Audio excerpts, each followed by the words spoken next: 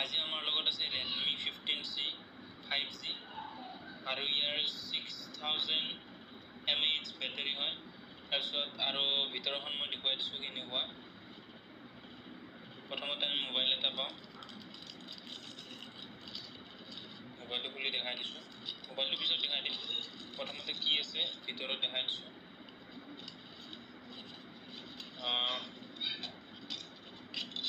এইবিলাক কাগজ থাকে কিছুমান মোবাইলৰ। তাৰপিছত 33 ভোল্টৰ এডাল চাৰ্জাৰ পায়। তাৰপিছত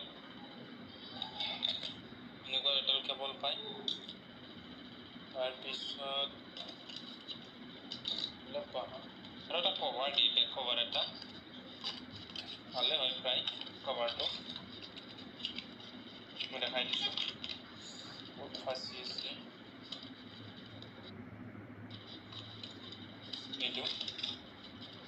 এইটো বেক কভাৰ ঠিকেই দিছে, গতিকে এইখিনি। আৰু ইয়াত চিম খুলিবৰ কাৰণে পিন এটা দিছে। নেক্সট আমাৰ আছে এইটো মোবাইল, এইটো কেনেকুৱা লাগিছে কমেণ্ট কৰি জনাব। ঠিক আছে তেনেহ'লে আজিলৈ ইমানেই, বাই বাই।